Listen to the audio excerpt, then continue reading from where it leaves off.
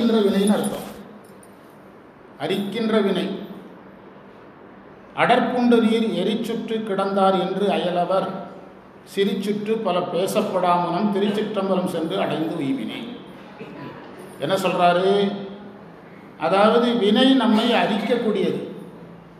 ஒரு மரத்தினுடைய அடிப்பகுதியில் இருக்கக்கூடிய அந்த மணலை அரித்தா எது சாஞ்சி போயிடும்?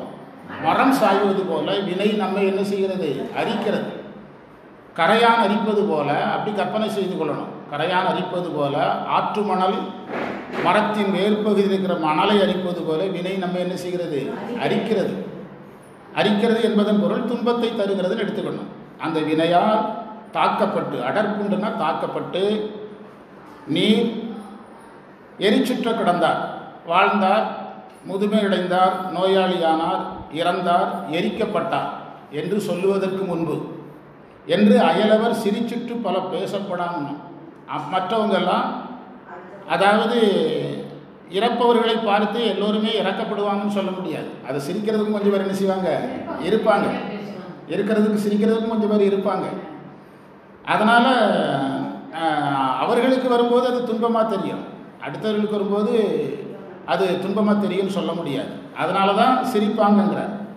இதே மாதிரி இதுலேயும் இருக்குது. அப்பருடைய இன்னொரு தேவார பகுதியிலேயே இருக்கிறது. எங்கன்னா இந்த மாசில் வினை இருக்கு பாருங்க, இதே மாதிரி மாசில் வினையிலே இருக்கும். காக்கைக்கு இரையாகி கழிவரே, காக்கைக்கு இரையாகி கழிவரேன்னு சொல்லுவாங்க. அதே தான் மாசில் வினையில் பார்த்தீங்கன்னா தெரியும். திருமந்திரத்தில் நிறையாவே இருக்கும். அதனால் அதாவது ஏன் சிரிக்கிறார்கள்னு யோசிக்கணும். அது ரொம்ப முக்கியம். அதாவது இறைவன் நமக்கு இந்த பிறவியை தந்தது தவம் ஞானம் செய்வதற்காக. சரியை செய்ய, கிரியை செய்ய, யோகம் செய்ய, ஞானம் செய்ய. அதை நாம் சரியாக பயன்படுத்தாத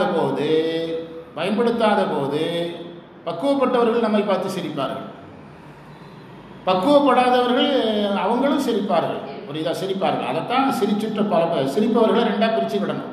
பக்குவப்பட்டவங்களும் சிரிப்பாங்கன்னு அர்த்தம், வருத்தப்படுவாங்கன்னு அர்த்தம். வருத்தப்படுவார்கள் என்று பொருள். நாடவர் நம் தன்மை ஆர்ப்ப ஆர்ப்ப நாமும் அவர் தன்மை ஆர்ப்ப ஆர்ப்ப என்று சொன்ன மாதிரி தான். திருச்சிற்றம்பலம் அடைந்து உய்மினே. திருச்சிற்றம்பலம் என்று சொல்லக்கூடிய சிதம்பரத்துக்கு அடைந்து, உய்தல் என்றால் பிழைத்தல், பிழைத்தல் என்றால் இருக்கின்ற நிலையிலிருந்து மேல்நிலைக்கு செல்லுதல், உய்மினே. அடுத்த மந்திரத்தில் சொல்கிறாரு, அல்லல் என் செய்யும். நமக்கு நன்றாக தெரியுது, அந்த மூலையில் போட்டுரு. அது டாக்டர்மா வந்தாங்கன்னு எடுத்து போடுங்க, என்னொன்று டைரக்டர் வந்தாங்கன்னு எடுத்து போடுங்க. இந்த சேர் எடுத்துகிட்டு தம்பி இதெல்லாம் அங்கே பின்னால் கொண்டு போட்டுரு.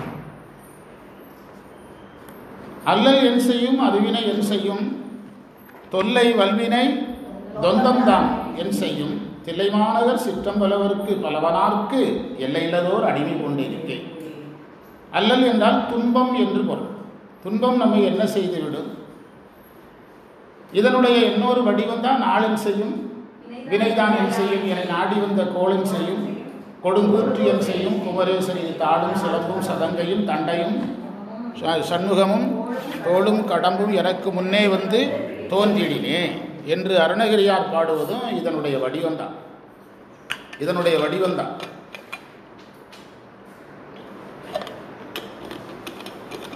அல்ல என் செய்யும், என் செய்யும்னா என்ன துன்பத்தை தந்துவிடும் அர்த்தம். அருவினை, மிகுந்த வினைகள் என்ன செய்துவிடும்? தொல்லை வல்வினை தொந்தம்தான் என் செய்யும். அதாவது வினையையே அவர் 2 முறை சொல்றார். தொல்லை வல்வினை என்பதை நாம் சஞ்சிதம் என்று கூட எடுத்துக்கொள்ளலாம், ஏதாவது எடுக்கலாம். ஆமாம், அருவினை என்பதை இன்ப துன்பமாக எடுத்துக்கொண்டு, தொல்லை வல்வினைங்கிறத, வல்வினைனாலே என்னது தான்? சஞ்சிதம் தான். சஞ்சிதம் தான் எதா வரும்? பிராரத்தமாக வரும். சஞ்சிதம் தான் பிராரத்தமாக வரும். இப்போ நம்ம அனுபவிக்கிறது சஞ்சிதத்திலிருந்து தான் வந்திருக்குது. அது தொல்லைன்னா பழவினைன்னு தானே சொல்கிறீங்க. சஞ்சிதத்துக்கு என்ன வினைங்கிறீங்க? அதை தொல்லை, தொல்லைன்னா பழசுன்னு அர்த்தம். வல்வினைன்னா அதுதான் நிறையா இருக்குது. சஞ்சிதம் அதிகமாக, பிராரத்தம் அதிகமாக, ஆகாமியம் அதிகமானா அதிகமாக இருக்கிறது எதுதான்? சஞ்சிதம். தொல்லை வல்வினை தொந்தம். தொந்தம் அப்படிங்கிறது ஒரு சமஸ்கிருத வார்த்தை. தொந்தம் என்பது வேதாந்தத்தில் அடிக்கடி பயன்படுத்துவாங்க. பகவத்கீதையில் தொந்தம்ங்கிற வார்த்தை இருக்குது. தொந்தம்னா இரட்டைகள்னு அர்த்தம். இரட்டைகள், இரட்டைனா வேறு ஒன்று, இரட்டைனா வேற ஒன்றும் இல்லை. இரவுன்னு ஒன்று இருந்தால் அதுதான் இரட்டை. வெயில் என்று ஒன்று இருந்தால் நிழல் என்று ஒன்று இருக்கும். இன்பம் என்று ஒன்று இருந்தால் துன்பம் என்று ஒன்று இருக்கும். கோகுல ஐயர்னு ஒரு ஐயர் நம்ம ஊரில் இருந்தார். அவர் சொல்லுவார், பள்ளப்பாளையம்னு ஒன்று இருந்தால் மேட்டுப்பாளையம்னு ஒன்று இருக்கும் அப்படிம்பார். அடிக்கடி சொல்லுவார். புரியுதா? பள்ளப்பாளையம்னு ஒரு ஊர் இருந்தால் மேட்டுப்பாளையம்னு ஒரு ஊர் இருக்கும் அப்படிம்பார். அது மாதிரி இதெல்லாம் தொந்தங்கள், இரட்டைகள். பகவத்கீதையில் கிருஷ்ணனுக்கு அர்ஜுனன்ட்ட சொல்லுவார், அர்ஜுனா இந்த இரட்டைகளை தவிர்க்க முடியாது. இன்பமும் இருந்தால் துன்பமும் வரும், இரவுனா பகல் வரும், வெயில்னா மழை வரும். நீ ஒரே மாதிரி தான் இருக்கணும்னு நினைக்கக்கூடாது, எதிர்பார்க்கக்கூடாது. சித்தியார் பரபக்கத்தில் லோகாயுதனிடத்தில் அருள்நந்தி சிவாச்சாரியார் பேசுகிறார்.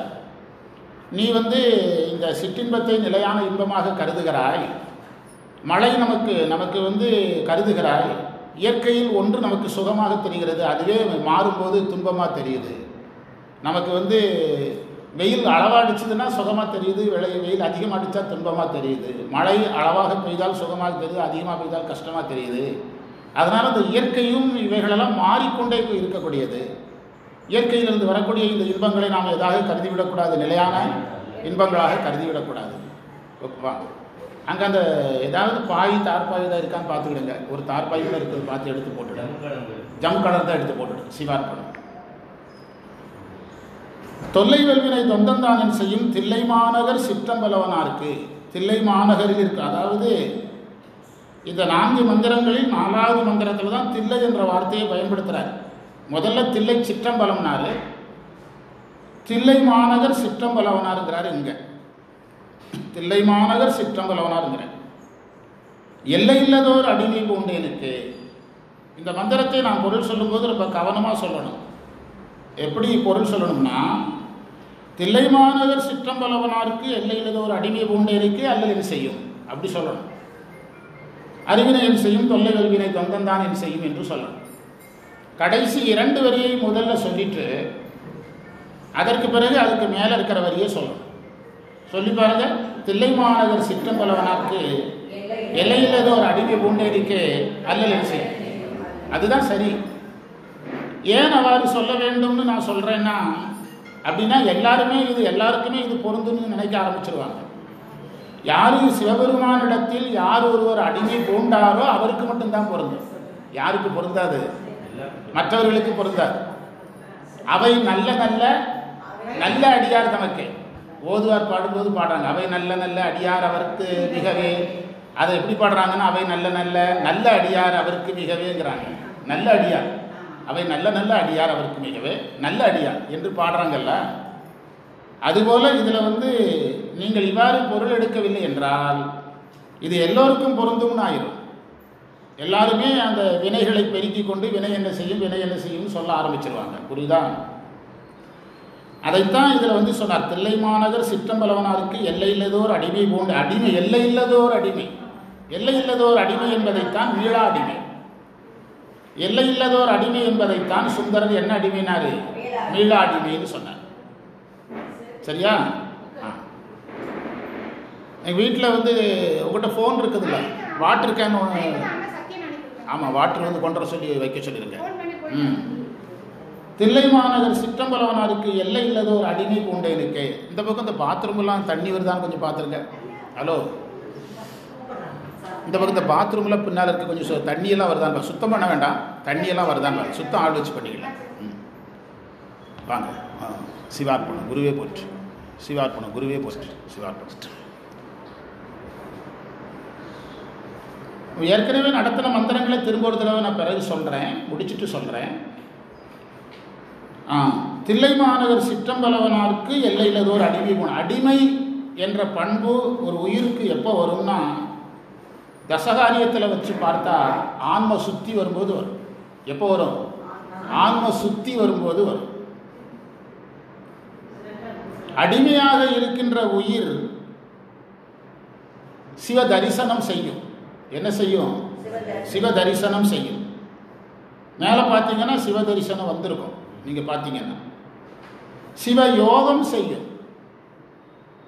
சிவ தரிசனத்தை செய்யும். அதுதான் அதை சொல்கிறார்ல, பொன்னம்பாலிக்கு பூமிசை என் அன்பு ஆலிக்குமாறு கண்டு இன்புறன்னு சொல்லிட்டார. இன்புற. அப்போ சிவ ஆன்ம சுத்தியில் என்ன நடக்கும்? சிவ தரிசனம் நிகழும், சிவ யோகம் நிகழும், அது சிவ போகமாக மாறிக்கொள்ளும். அந்த அந்த அளவிற்கு நாம் அதை நீட்டி பொருள் கொள்ள வேண்டும். அடிமை போணுதல்ங்கிறதுக்குள்ள இவ்வளவு வார்த்தை இருக்குது. ஒரு உயிர் அடிமை ஆயிட்டுனா அதுக்கு இதெல்லாம் கேரண்டி. இதெல்லாம் கேரண்டி. சிவ தரிசனம், சிவ யோகம், அதன் பின் நடக்கக்கூடிய சிவபோகம். சிவபோகத்துக்கு இன்னொரு பேர் தான் ஆன்ம லாபம். ஆன்மாவுக்குரிய லாபம் கிடைக்கும் அடிமையானால். அடிமையாதல் என்பது நாமே சிவன் அடிமை என்று நம்மை நாமே சொல்லிக் கொள்வது வேறு, இறைவன் நம்மை யாராக ஏற்கணும், அடிமையாக ஏற்கிறது என்பது வேறு. அடிமையாக ஏற்பது வேறு. கமிஷனருக்கு எனக்கு தெரியலாம், கமிஷனருக்கு என்ன தெரியணுமல்ல? கமிஷனர் எனக்கு தெரியும், விவேக் சொன்ன மாதிரி கமிஷனருக்கு யாரை தெரியணும், என்ன தெரியணுமல்ல? இறைவன் நம்மை யாராக ஏற்கணும், அடிமையாக ஏற்கணும். ஒற்றியை, அதுதான் எல்லை இல்லதோர் அடிமை, மீளா அடிமை. அடுத்தது ஊனில் ஆவி உயிர்க்கும் பொழுதெல்லாம். உயிர்த்தல் என்றால் இயங்குதல் என்று பொருள். இன்றைக்கு அமைப்பாளரமாக வருவாங்க, இயக்குனர் வருவாங்க. நாம் கொஞ்சம் இன்றைக்கி எல்லாருமே கொஞ்சம் இருக்கணும், ஏதாவது வேலைகள் இருந்தால் கூட கொஞ்சம் பொறுமையாக தாங்கி இருங்க. ஊனில் ஆவி உயிர்க்கும் பொழுதெல்லாம். உயிர்க்கும் என்ற சொல்லுக்கு இயங்கும் என்று பொருள். எல்லாம் வருதா? அது ஒன்றும் பண்ண, அது நம்ம பண்ண முடியாது, அதை ஆள் வச்சு பண்ணிக்கலாம். நான் நிலாவி இருப்பன் என் ஆதனை. நிலாவி என்ற சொல்லுக்கு விளங்கி என்று பொருள். நான் விளங்கி கொண்டு, விளங்கி என்று பொருள். என் ஆதனை. தேன் நிலாவிய சிற்றம் பலவனார் வான் நிலாவி இருக்கவும் வைப்பரே. வான் என்றால் வீடு வேறு.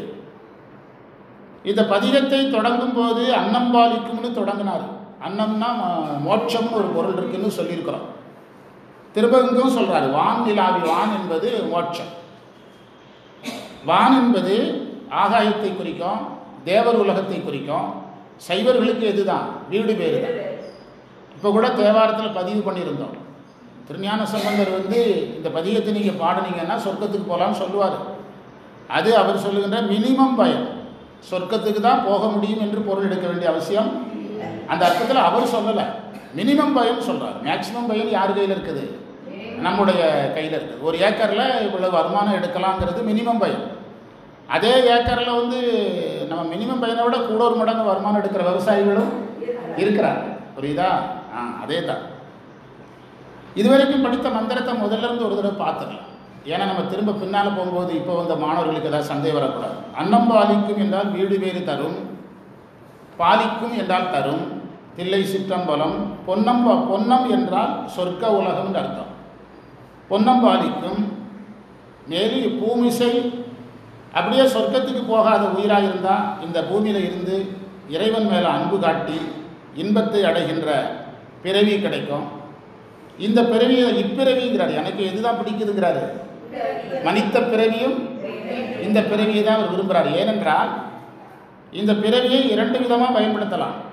ஒன்று, இந்த பிறவியை பயன்படுத்தி சரீரிய யோகம் ஞானத்தில் நிற்கலாம். அல்லது இந்த பிறவியை பயன்படுத்தாமல் எதை பெருக்கிக் கொள்ளலாம்? வினைகளை பெருக்கிக் கொள்ளலாம். திருநாவுக்கரசர் வினையை பெருக்குகிறவர் கிடையாது. அவர் வினையை குறைத்துக் கொள்றவர். அதனால எதை விரும்புகிறாரு? இந்த பிறவியை விரும்புகிறார். நமக்கு திருப்பள்ளி எழுச்சியில் கடைசி மந்திரம் இருக்குது. இப்போது திருப்பள்ளி எழுச்சியில் கடைசி மந்திரம் இப்போ அதான் நடத்திட்டு இருக்கிறோம் திருவாசகத்தில். புவனியில் போய் பிறவாமல், அந்த மந்திரம் தான் இது. இங்கே திருநாவுக்கரசர் பூமியில் பிறக்கணுங்கிறாரு, அவங்களும் பிறக்கணும்னு ஆசைப்படுறாங்க. புவனியில் போய் பிறவாமல் நாள் நாம் போக்குகின்றோம் அவமே. இந்த பூமி இவர் இப்பிறவினார், அவர் இந்த பூமினார். சிவன் உய்ய கொள்கின்ற ஆறுந்து நோக்கி திருமால் ஆசைப்பட்டார், பிரம்மன் ஆசைப்பட்டார் என்று மாணிக்க வாசகர் திருப்பள்ளி எழுச்சியில் கடைசி மந்திரத்தில் பாடுவதும் இதே செய்தி தான். ஆனால் ஆசைப்பட்டவங்களில் வேறுபாடு இருக்குது. அயன்மால் ஆசைப்பட்டாலும் அவர்களுடைய ஆசையும் திருநாவுக்கரசருடைய ஆசையும் ஒன்று கிடையாது. புரியுதா? திருநாவுக்கரசர் ஆசைப்பட்டார், செய்து காட்டினார். அவங்க ஆசைப்பட்டதோட சரி. ஆமாம், எங்கள் அப்பாவும் டாக்டர் ஆகணும்னு நானும் எங்கள் அப்பா மாதிரியே டாக்டர் ஆகணும்னு ஆசைப்பட்டேன்னு ஒருத்தன் சொன்னானா. நானும் எங்கள் அப்பா மாதிரியே டாக்டர் ஆகணும்னு ஆசைப்பட்டேன். அப்போ உங்கள் அப்பா டாக்டர் இல்லை, எங்கள் அப்பாவும் அதே மாதிரி தான் ஆசைப்பட்டார் அப்படின்னு. அவர் நகைச்சுவை சொல்லுவாங்க, நானும் எங்கள் அப்பா மாதிரியே டாக்டர் ஆகணும்னு ஆசைப்பட்டேன். உடனே ஒருத்தர் கேட்காரு, உங்கள் அப்பா டாக்டரா? இல்லை, அவரும் இதே மாதிரி தான் ஆசைப்பட்டார். புரியுதா? அந்த அப்படி கிடையாது. இவங்க 2 பேர் ஆசைப்படுறது வேற. இவங்க ஆசைப்பட்டாலும் அந்த இது இருக்குல்ல, அந்த பதவி, அவர்கள் அந்த காத்தல் தொழில், அதிகாரத்தில் வாசனை, அதிகார வாசனை காரணமாக படைப்பவனாக இருக்க வேண்டும், காக்கவனாக இருக்க வேண்டும் என்ற அதிகார வாசனை காரணத்தில் எதை விட்டுருவாங்க? சாதனத்தை விட்டு. வாழ்த்துவதும் வானவர்கள் தம்மையெல்லாம் தொழ வேண்டி. அவர் சொல்றாரு, பார்த்த பிறப்பு அறுத்திடுவான் யானு முன்னை பரவும். அதாவது சிவபெருமானே யோசித்திருக்க மாட்டார். இவர் சிவபெருமானுக்கு ஒரு டைம் டேபிள் போட்டு கொடுக்குறாரு. சாமி, தேவர்களையும் எங்களையும் சமமாக நினைச்சிடாதீங்க, அவங்க கும்பிடுறத நீங்கள் ஏமாந்துடாதீங்க, நீங்கள் ஏமாறுற கேஸு, நீங்கள் ஏமாந்துடாதீங்க. அவங்க கும்பிடுறது அவங்க நல்லா இருக்கிறதுக்கு, அவங்க கும்பிடுறது அவங்கள எல்லாரும் கும்பிடுறதுக்காக, நாங்கள் அப்படி கிடையாது, பிறவி போகிறதுக்காக கும்பிடுறோம் அப்படின்னு சிவபெருமானே இப்படி யோசித்திருக்க மாட்டார். யார் எடுத்து கொடுக்குறா? அந்த இடத்தில் வைத்து பார்க்கணும். ஆனாலும் திருமாலுக்கும் ஐயனுக்கும் இப்படி ஒரு ஆசை வந்தது ஒரு பெரிய விஷயம். ஏன்னா அதுவே ஒரு பெரிய விஷயம்தான். ஏன்னா நாமெல்லாம் ஒரு சின்ன மகிழ்ச்சியில் கூட கடமைகளை என்ன செஞ்சிருவோம், மறந்துடுவோம். ஆனால் ஒரு காக்கும் தொழில் கிடைத்தும், ஒரு படைக்கும் தொழில் கிடைத்தும் யாரை நினைக்கிறாரு? அது பெரிய விஷயம்தான். அதே அதில் சொன்னார், இன்னம் பாதிக்குமோ. இப்போ அடுத்தது அரும்பு அற்றப்பட. அரும்பு அற்றப்பட என்றால் அரும்பு நீக்கப்பட. இறைவனுக்கு மலர்களை வைக்கும்போது அதில் என்ன இருக்கக்கூடாது? அரும்பு இருக்கக்கூடாது. அரும்பு அற்றப்பட ஆயுமலர் கொண்டு. ஆயுமலர்னா இறைவனுக்கு என்று ஏற்ற மலர்களை ஆராய்ச்சி பண்ணி எடுக்கணும். சண்டிச நாயனார் புராணம், முருகநாயனார் புராணத்திலலாம் பார்த்தீங்கன்னா மலர்களை ஆய்வு செய்து எடுக்கப்பட்ட செய்தி இருக்குது. நிற அடிப்படையில், மன அடிப்படையில், வன்மை மென்மை அடிப்படையில் எதை பிரிக்கணும்? கோட்டுப்பூ, கொடிப்பூ, நீர்ப்பூ, நிலப்பூ என்று மலர்களை பிரிக்கணும். அப்படி சண்டிச நாயனார் பிரித்த வரலாறுலாம் பெரிய புராணத்தில் இருக்குது, முருகநாயனார் புராணத்தில் இருக்குது. அதனால் மலர்களை ஆயுதல் என்றார். ஆய்மலர் கொண்டு நீர் சுரும்பு அற்றப்பட. சுரும்புனா வண்டு, அற்றப்படனா நீக்கப்பட. சுரும்பு அற்றப்படனா என்ன பொருள்னா, அதாவது ஒரு விஷயத்தை சொல்ல வர்றாரு. நீ எடுத்த மலரில் தேன் இருக்கணும், அப்போது செடியில் இருக்கும்போது எது சாப்பிட்ருக்கக்கூடாது? அப்போ நீ பறித்த பிறகு அதில் வண்டு இருக்கணும். வண்டு எப்போ போகணும்னா நீ போடும்போது தான் போகணுங்கிறார். சுரும்பு அற்றப்பட தூவி தொழுவினோ. கரும்பு அற்ற சிலை காமனை காய்ந்தவன். கரும்பால் செய்யப்பட்ட வில்லால் காமனை எரித்தவன் சிவபெருமான். பெரும்பற்ற புலியூர் எம்பிரானையை, அந்த பெரும்பற்றை புலியூர் எம்பிரானையை இவ்வாறு வணங்குங்கள். அரிச்சுற்ற வினையால் அடற்குண்டு நீர். அரிச்சுற்ற வினைனா அரிக்கின்ற வினைன்னு அர்த்தம். ஒரு ஆற்றங்கரையில் ஆற்று மணல் மரத்தை அரித்து எதை சாய்ச்சிடும்? மரத்தை சாய்த்து விடும். இன்னொரு உதாரணம் சொன்னோம், அரிக்கிறதுக்கு என்ன சொன்னோம்? கரையான் அரித்து விடும். அந்த நீத்தல் விண்ணப்பத்தில் மாணிக்க வாசகரை சொல்கிறார, அந்த நாங்குள் புழுவை வச்சு சொல்கிறாருல்ல, அந்த புழுவை எது அரிப்பது போல, இது எறும்பு நாங்கூளென புலனால் அரிப்புண்டு. புலனால் அரிப்புண்டு திருவாசகத்தில் இருக்குது. நேற்று எங்கே பேசணும்னா தாராபுரத்தில் பேசணும். நீத்தல் விண்ணப்பத்தில் எங்கெல்லாம் புலன்கள் வருது அப்படின்னு எடுத்து கொடுத்தோம். அதனால் வினை நம்மை அரிக்கும். அரிச்சுட்டு அதனால் தாக்கப்பட்டு நீர் பயனற்ற ஒரு வாழ்க்கையை நம்ம வாழ்ந்தோம்னா, அதாவது இறைவன் நமக்கு இந்த பிறவியை தந்தது, மானுட பிறவிதானும் வகுத்தது ஆணிடத்து 5 ஆடும் அறம்பணிக்காக. பஞ்சகவியத்தால் அபிஷேகம் செய்யப்படுகிற இறைவனுடைய பணிக்காகத்தான் இறைவன் நம்மளை படைச்சிருக்கார். ஊனடைந்த உடம்பின் பிறவியே தானடைந்த உறுதியை சாருமால் சேக்கிழார் சொல்றார். இந்த உடம்பை எடுத்த பயன் கிடைக்கும், பெரிய புராணத்தை படிங்கிறார். அப்போ உடம்பு எடுத்தது எதற்காக? சிவநெறியில் நாம் நிற்பதற்காக, சிவனை அடைவதற்காக. அதை செய்யாமல் நம்ம வாழ்க்கை முடிஞ்சிட்டுன்னு வச்சுக்கிடுங்க. நம்ம பள்ளியில் படிக்கும்போது ஒரு சித்தர் பாடல் சொல்லுவாங்க. நந்தவனத்தில் ஒரு ஆண்டி 4 மாதமாய் குயவனை வேண்டி கொண்டு வந்தான் ஒரு தோண்டி கூத்தாடி கூத்தாடி போட்டுடை. அந்த கூத்தாடி போட்டுடை தாண்டினா என்ன அர்த்தம்னா யூஸ் பண்ணலன்னு அர்த்தம். நந்தவனத்தில் ஒரு ஆண்டிங்கிறது மனிதனுடைய பிறவி. 4 10 மாதத்தில் கருவாகி பிறக்கிறான். 4 மாதமாய் குயவன்கிறது இறைவன். நமக்கு 3 காரணங்களில் இறைவனை குயவன்கிறது. 4 மாதமாய் வேண்டி அது என்ன செய்ய கடைசியில் கூத்தாடி போட்டுடை தாண்டினா இந்த உடம்பை அவன் என்ன செய்யல, சரியா பயன்படுத்தவில்லை. பேசாத நாளெல்லாம், அவ்வளோதான் சார் விஷயம். பேசாத நாளெல்லாம் பிறவா நாளே. இறைவனை பற்றி நம்ம பேசாத நாளெல்லாம் பிறவா நாள் என்றால், உங்களுடைய வயசு இத்தனை வயசுன்னு வச்சுடுங்களேன், அந்த வயசில் இறைவனை பேசாத நாளெல்லாம் கழிங்க. அப்போது அந்த நாட்கள் உங்களுடைய பிறவியில் சேர்க்கக்கூடாது. இப்போ உங்களுக்கு வயது 55ன்னா 30 வருஷம் சாமியை நினைக்கலனா நீங்கள் எத்தனை வயசு தான் சொல்லணுங்கிறாரு? நீங்கள் 20 வயசு தான் சொல்லணும். அப்படி தான் சாஸ்திரத்தில் கணக்கு.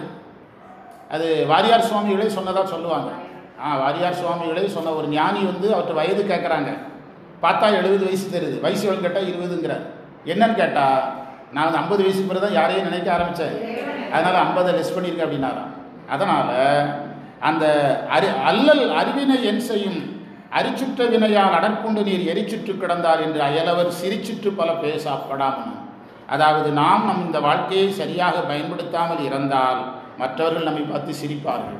ஞானிகள் இந்த பிறவியை இவன் பயன்படுத்தாமல் போய்விட்டானே என்று வருத்தப்படுவார்கள். சிரிப்பு என்பது வருத்தப்படுவார்கள். அஞ்ஞானிகள் நம்மை என்ன செய்வார்கள், அவர்களுடைய நிலையிலிருந்து சிரிப்பார்கள். இந்த சிரிப்புக்கு நாம் என்ன செய்யக்கூடாது, உள்ளாகக்கூடாது. அதனால தான் பொதுவாக உலகத்தில் யார் இறந்த பிறகு அவரை பற்றி என்ன செய்யக்கூடாதும்பாங்க, குறை சொல்லக்கூடாதும்பாங்க, பொதுவாக சொல்லக்கூடாதும்பாங்க. பல பேசப்படாமல் நம் திருச்சிற்றம்பலம் சென்று அடைந்து உய்வீர். திருச்சிற்றம்பலத்துக்கு போங்கிறார். என்ன அழகாக இருக்குது சார். அல்லலின் செய்யும் அறிவினை என் செய்யும். அறிவினை என்பதை நல்வினை தீவினை என்று எடுத்துக்கொள்ளணும். தொல்லை வல்வினை என்பதை சஞ்சீதம் என்று எடுத்துக்கொள்ளணும். நல்வினை தீவினை எப்போ வரும்? இந்த நல்வினை தீவினை என்பதை விட நல்வினை தீவினையால் வருகிற இன்ப துன்பம் என்று எடுத்துக்கொள்ளணும். நல்வினை தீவினை என்பதை விட நல்வினை தீவினையால் வருகிற எது என்று எடுத்துக்கொள்ளணும்? இன்ப துன்பம். தொல்லை வல்வினை என்பதை சஞ்சீதம் என்று எடுத்துக்கொள்ளணும். எந்த வினையும் ஒன்றும் பண்ணாதுன்னு அர்த்தம். தொந்தம் என்ற சொல்லுக்கு இரட்டைகள்னு பொருள் சொல்லியிருக்கிறோம். இரவு பகல், இன்பம் துன்பம், பனி வெயில், இது உலகத்தில் தவிர்க்க முடியாது என்று பகவத்கீதையில் சொல்லியிருக்கிறது. தொந்தங்கள் தவிர்க்க முடியாது என்று கிருஷ்ணர் யாருக்கு சொல்கிறாரு? அர்ஜுனனுக்கு சொல்கிறார். அர்ஜுனா, இந்த தொந்தங்கள் தவிர்க்க முடியாது. நீ ஒன்றை விரும்புவதும் ஒன்றை வெறுப்பதும் உன்னுடைய குணமாக இருக்கலாம். ஆனால் இயற்கையில் எப்படி இருக்கும்? மாறி மாறி தான் வரும். இயற்கை மாறி மாறி தான் வரும். அதை நாம் என்ன செய்து கொள்ள பழகிக்கொள்ள வேண்டும்? ஏற்றுக்கொள்ள பழகிக்கொள்ள வேண்டும் என்று சொல்லுவார். தொந்தந்தான் என்ன செய்யும்? தொந்தங்கள்லாம் நம்ம பாதிக்கப்பட்டுருவோம். இப்போ பணம் வர்றது அப்படின்னா, வரவுன்னு ஒன்று இருந்தால் செலவுன்னு ஒன்று இருக்கும். வரவை ஏற்றுக்கொள்வோம், எதை ஏற்க மாட்டோம். இதுதான் தொந்தம். வரவை ஏற்றுக்கொள்வதை போலவே செலவையும் ஏற்றுக்கொள்வதற்கு தயாராகும். அதுக்கு தான் சைவ சித்தாந்தத்தில் இருவினை ஒப்புன்னு சொல்கிறோம். இருவினை ஒப்பு எப்போ வரும்? மீண்டும் மீண்டும் புறப்பட்ட இடத்துக்கே அடிக்கடி போகணும். யார் ஒருவர் சரியை செய்கிறாரோ, யார் ஒருவர் கிரியை செய்கிறாரோ, யார் ஒருவர் யோகம் செய்கிறாரோ அவருக்கு தான் என்ன வரும்? இருவினை ஒப்பு வரும். இருவினை ஒப்புன்னா, அதாவது இந்த வகை 3 வகையான வினை சொல்கிறோம்ல, இதில் எந்த ஒரு வினையாலும் பாதிக்கப்படாமல் தான் இருவினை ஒப்பு. சஞ்சிதமாக இருக்கலாம், பிராரத்தமாக இருக்கலாம், ஆகாமியமாக இருக்கலாம். எந்த ஒரு வினையாலும் ஒருவன் பாதிக்கப்படலைன்னா அதுக்கு என்ன பேர்? இருவினை ஒப்பு. அந்த இருவினை ஒப்பு வர்றதுக்கு பேர் தான் தொந்தம்னு பேர், வேறு ஒன்றும் கிடையாது. நாம் இருவினை ஒப்புங்கிறோம், வடமொழியில் தொந்தங்கள்னு சொல்கிறாங்க. நம்ம ரெண்டையும் ஓடும் செம்பொன்னும் ஒக்கவே நோக்குவார். இப்போ ஒருத்தர் ஒரு மன்னர்கிட்ட பரிசு கேட்க போகிறோம். தட்டில் ஓடு வச்சு தந்தாலும் வாங்கணும்னு அர்த்தம். வாங்குவோமா? நாம் தட்டில் என்ன வச்சு தந்தாலும் வாங்கணும், தங்கத்தை வச்சு தந்தாலும் வாங்கணும். ஓடு வச்சு தந்தாலும் வாங்கணும், தங்கம் வைத்து தந்தாலும் வாங்க வேண்டும். திருச்சிற்றம்பல நாடிகள்னு ஒரு ஞானியை பற்றி படிக்கிறோம் இல்லை? இப்போ கூட சமீபத்தில் கூட எங்கே பேசுகிறோன்னு தெரியல. திருச்சிற்றம்பல நாடிகள் என்ற ஒரு ஞானி ஒரு மடத்துக்கு போகிறார் தன்னுடைய சீடர்களோட. நெய்யை ஊற்றுவது என்றாக நினைத்து கொண்டு எதை ஊற்றிடுறாங்க? வேப்பெண்ணெய் ஊற்றிடுறாங்க. அவர் சாப்பிட்டு எந்திரிச்சு போயிட்டே இருக்கிறார். என்ன சொல்லவே இல்லை, வேப்பெண்ணெய்னு சொல்லவே இல்லை. ஆனால் அவர் சீடர்கள் வேப்பெண்ணெய் ஊற்றிட்டாங்கங்கிறாங்க. அப்போ என்ன தெரியுது? அவருக்கு பக்குவம் வந்துட்டு யாருக்கு வரல? சீடருக்கு வரல. இந்த வேற்றுமையே தெரியாத ஒரு இடத்துக்கு அந்த சாதகன் போகிறது தான் செய்யும். தொந்தந்தானின் தில்லைமாநகர் சிற்றம்பலவனாருக்கு இந்த மந்திரத்தை மட்டும் கொஞ்சம் வித்தியாசமாக படிக்க சொன்னோம். கடைசி 2 வரியை சொல்லிட்டு மேலே போங்க. தில்லைமாநகர் சிற்றம்பலவனாருக்கு எல்லை இல்லது ஒரு அடிமை பூண்டேனுக்கு அல்லலின் செய்யும், அறிவினை என் செய்யும், தொல்லை வல்வினை தொந்தம் தான் என் செய்யும். இது எல்லாருக்குமே பொருந்தாது. இந்த கண்டிஷனுக்கு சிதம்பரத்தில் இருக்கிற நடராஜருக்கு யார் ஒருத்தர் அடிமையாக இருக்கிறாரோ அவருக்கு அதான் அடிமை பூண்டேனுக்கே அப்படின்னாரு. அதில் வர தன்னையே சொல்லிட்டார். அந்த இடத்துல அடிமை பூண்டேனுக்கேன்னு யாருக்கு தான் சொன்னார்? அவர் மேலே தான் சொல்கிறார். மற்ற இடத்துலலாம் பாருங்கள் உய்மினே என்று நம்மளை சொல்கிறார். ஆனால் அங்கே சொல்லும்போது கரெக்டாக யாரை மட்டும் நிறுத்திக்கிட்டாரு? ஏன்னா அது கொஞ்சம் ரொம்ப கட்டுப்பாடுகள் நிறைந்த ஒரு இடம் அந்த இடம். அதனால் அந்த இடத்துல அவர் தன்மேல் வைத்து சொன்னார், அடிமை பூண்டேன் என்று சொன்னார். அப்படியானால் இந்த மந்திரம் திருநாவுக்கரசருக்கு மட்டும்தான் பொருந்துமா என்று கேட்கக்கூடாது. சிவார்ப்பணம் திருநாவுக்கரசருக்கு மட்டும்தான் பொருந்துமா என்று கேட்கக்கூடாது. அப்படி அல்ல, சிவார்ப்பணம் திருநாவுக்கரசர் இந்த பக்குவத்தை நோக்கி நீங்கள் வாங்கன்னு சொல்கிறாருன்னு அர்த்தம். இந்த பக்குவத்தை நோக்கி நீங்கள் வாருங்கள் என்று சொல்லுகிறார். ஊரிலாவி உயிர்க்கும் பொழுதெல்லாம் உயிர்த்தல் இயங்குதல். இப்போ முதல்ல இருந்து வந்துட்டோம், கரெக்டு தானே? புறப்பட்ட இடத்துக்கு வந்துட்டோமே எல்லாரும். சரி, உடம்புல உயிர்க்கும் பொழுதெல்லாம் இயங்கும் போதெல்லாம் உயிர் இயங்கும் பொழுதெல்லாம் நான் நிலாவி இருப்பேன் நாதனை. நிலாவி என்றால் விளங்கி கொண்டு, நிலாவி என்றால் விளங்கி கொண்டு, நான் விளங்கி கொண்டிருப்பேன் இறைவனை விளங்கி கொண்டிருப்பேன். இறைவனை விளங்கி கொண்டிருப்பேன் என்பதன் பொருள் இறைவனை நினைத்து கொண்டிருப்பேன். எது இருக்க வரைக்கும்?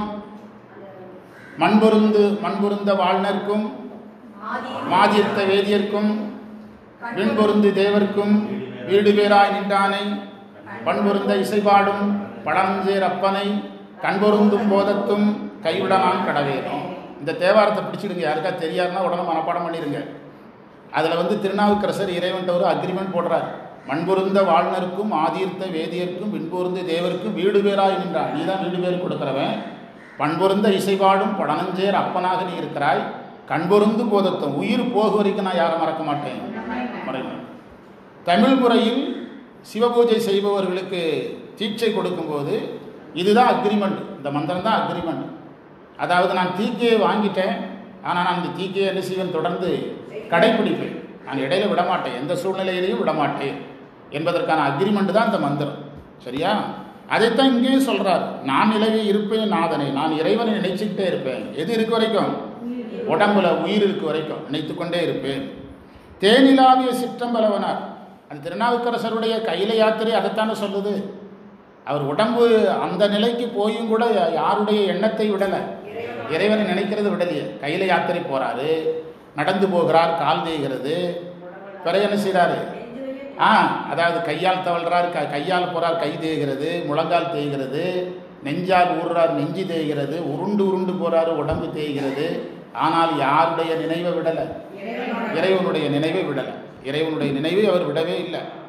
அதாவது நான் ஸ்கூலுக்கு வரும்போது பஸ்ஸு போயிட்டு அதனால் லீவுன்னு சொல்கிறதுக்கு ஊரில் நிறைய பேர் இருக்கான். நம்ம ஸ்கூல் பசங்க பஸ் ஸ்டாண்டுக்கு வந்தேன் சார், பஸ்ஸு போயிட்டு சார், பஸ் லேட்டு சார்மா, இவை லேட்டு, ஆனால் எது லேட்டும்பா? பஸ் லேட்டும்பா. புரியுதா? இவை லேட்டு. இப்படியெல்லாம் லீவ் போடுற காரணங்கள் இருக்குது. லீவ் போடுறதுக்கு எத்தனையோ காரணங்கள் இருக்குது. ஆனால் திருநாவுக்கரசர் லீவ் போடலையே. I am suffering from fever, I unable to attend the class அப்படின்னு அவர் என்ன செய்யலை? Leave letter எழுதலையே. இங்கிலீஷ்காரன் எழுதி கொடுத்த லீவ் லெட்டர் இன்னும் நம்ம இதைத்தான் எழுதிட்டு இருக்கான். புரியுதா? அந்த ஆங்கில கல்வியை அறிமுகப்படுத்தினவன் பேர் என்னது? மெக்காலே. மெக்காலே காலத்தில் எழுதின முதல் லீவ் லெட்டர் இன்னும் அதுதான் ஐ am suffering from fever, I unable to attend the continue dysentery. அதாவது நான் மெட்ரிகுலேஷனில் வேலை பார்த்தவன். எதுக்கு லீவ் கொடுக்க மாட்டாங்க சார்? கண்டினியூ டிசென்ட்ரினா லீவ் கொடுத்துருவாங்க. அதனால் என்ன தான் எழுதுவாங்க? கண்டினியூ டிசென்ட்ரி, இடைவிடாமல் வயிற்றுப்போக்காக இருக்கிறது அப்படின்னு எழுதிடுவாங்க. அப்படி திருநாவுக்கரசர் எழுதலையே. நான் இந்த ஈரோடு வகுப்பில் இந்த மாதம் தான் கேட்டேன். அதாவது அஞ்சுவது யாதொன்றும் இல்லை, அஞ்ச வருவதும் இல்லைன்னு திருநாவுக்கரசர் பாடுறதும் நம்ம பாடுறதும் ஒன்றும் கிடையாது. நம்ம அஞ்சுவது யாதொன்றும் இல்லை, அஞ்ச வருவதும் இல்லை, அஞ்சுவது யாதொன்றும் இல்லை, அஞ்ச வருவதும் இல்லை. துரிதலை பாடும், அஞ்சுவது யாதொன்றும் இல்லை, அஞ்ச வருவதும் இல்லை அப்படி சொல்லிட்டு பாம்பு அப்போ உள்ள வந்துடுது. என்ன செய்வீங்க? நல்ல ஒரு 6 அடி நாகப்பாம்பு 3 அடி உயரத்தில் படம் எடுத்தால் எல்லாரும் இருப்பீங்களா அப்படின்னு. ஆனால் யார் இருப்பா? நாவுக்கரசர் இருப்பார் அப்படின்னு. யார் இருப்பா? அது என்னைக்கு வருதோ அன்னைக்கு தான் அந்த மந்திரத்தை நாம் என்ன செய்கிறோம்? அந்த மந்திரம் நம்ம உயிரில் பதிஞ்சிட்டுன்னு அர்த்தம். அது வரைக்கும் அந்த மந்திரம் எதில் பதியலை? நம்ம உயிரில் பதியலை. அந்த மந்திரமே உயிராகணும். அப்போ தான் திருநாவுக்கரசர் அவர் சுண்ணாம்பு காலவாயில் போடும்போது ஈண்டு வரும் வினைகளுக்கு எம்பிரான் உளம் அப்படி சொல்கிறார். ஈண்டு வரும் துயருளவோ ஈசன் அடியாருக்கு என்று மூண்டமான நேர் நோக்கி முதல்வனையே நினைந்திருந்தார் அப்படிங்கிறார். முதல்வனையே நினைந்திருந்தார். நெஞ்சும் அமுதாம் எங்கள் நாதன் அடியார். அப்படி சொன்னார் பார்த்தீங்களா? அந்த அந்த திருநாவுக்கரசருடைய உறுதி வர்றது தான் சைவத்தில் முதல் வெற்றி. அதுக்கு பிறகு வர்றதெல்லாம் ரெண்டாவது வெற்றி. இந்த கனியூர் கோயிலில் பேசும்போது ஒரு தம்பி சொன்னான் பார்த்தீங்களா, அதாவது சமய நெறியில் நிற்பவர்களுக்கு அச்சம் பயம் எவ்வளவு இருக்கணுங்கிறாரு வள்ளலார் சொல்கிறாருங்கிறார். பயம் 0% தான் இருக்கணுமா எந்த நெறியில் நிற்பவர்களுக்கு? சைவ நெறி சமய நெறியில் வந்துட்டால் பயம் எத்தனை % போயிடணும்? 0% போயிடணும். அஞ்சுவது யாதொன்றும் இல்லைன்னு பாடுறவனுக்கு 0% போகலை. பாடுறோம், ஆனால் என்ன இருக்குது? பயம் இருக்கிறது. உண்டா இல்லையா? இப்போ ஒரு போலீஸ்காரரு, அந்த போலீஸ்காரர் அந்த தடுக்கிறதுக்காக புறப்பட்டு வர்றாரு. ஆனால் தன்னை காப்பாற்றி கொள்றதுக்கு எதோட தான் வர்றாரு? ஒரு பக்கம் ஒரு தடுப்பு இது வச்சுருப்பாங்க, ஒரு கவசம். இன்னொரு பக்கம் அதை தடுக்கிறதுக்கு வருவார். அவருக்கு என்ன பயமும் இருக்குது, நாமும் நமக்கும் எதுவும் நடந்து விடுமோ என்ற அச்சமும் அவருக்கு அந்த ஒரு கவசம் ஒன்று வச்சுருப்பாங்க போலீஸ்காரங்க. அதுபோல தான் நம்ம வாழ்க்கை இருக்குது. நானிலாவி இருப்ப தேனிலாவிய சிற்றம்பலவனார். தேன் நிலாவிய என்பதை பேரின்பம் கொடுக்கின்றன்னு பொருள் எடுக்கணும். வானிலாவி இருக்க வைப்பது. வான் என்பது மோட்சம். சிட்டர், சிட்டர் என்ற சொல்லுக்கு அறிஞர் என்று பொருள். போயிட்டு வரலாம், சரி, ஓகே. சிட்டர் என்ற சொல்லுக்கு அறிஞர் என்று பொருள். இரண்டாவது மந்திரத்தில் அது யாருன்னு அங்கே இருக்குது. சிட்டர்வாள், சிட்டர்வாள்னா தில்லை அந்தணர்கள். சிட்டர்வாள் தில்லை சிற்றம்பலங்கிறதுல தில்லைவாழ் அந்தணர்களை குறிக்கும். மணி வரி 3வது வரியில் வரக்கூடிய சிட்டன் என்பது சிவனை குறிக்கும். 3வது வரியில் வருகின்ற சிட்டன் என்பது சிவனை குறிக்கும். ஞானமூர்த்தி என்று பொருள். 4வது வரியில் வருகின்ற சிட்டர் என்பதற்கு ஞானி என்று பொருள். ஞானிகள், பக்குவப்பட்டவர்கள் என்று பொருள். சிட்டர் வானவர் சென்று வரம் கொள்ளும். அறிஞர்கள் தேவர்கள் எல்லாம் தில்லையில் போய் வரம் கொள்றாங்க. திருவாசகத்தில் 31வது பதிகத்தில் கண்டபத்தில் பார்த்தீங்கன்னா தேவர் தொழும் தில்லைன்னு மாணிக்கவாசகர் பாடுறார். தேவர் தொழும் தில்லை என்று பாடுகிறார். சிட்டர்வாழ் தில்லை சிற்றம்பலத்து உரை. தில்லைவாழ் அந்தணர்கள் வாழ்கின்ற தில்லை சிற்றம்பலத்தில் இறைவன் உரைகிறார். ஆதி சைவர்களில் சிவபெருமான் தன்னை எந்த சைவராக சொல்லிக் கொள்கிறார்? முதல் சைவராக சொல்லிக் கொள்கிறார் இறைவன். அதே மாதிரி தான் அந்தணர்களையும் தன்னை முதன்மையாக கருது. சிட்டர் சேவடி கைதொழ செல்லும். சிவபெருமான் ஞானமூர்த்தியாக இருக்கக்கூடிய சிவபெருமானுடைய திருவடியை கைதொழ செல்லும் அச்சிட்டர்பால். செல்லுகின்ற அந்த சிட்டர்பால் சேர்த்து படிக்கணும்.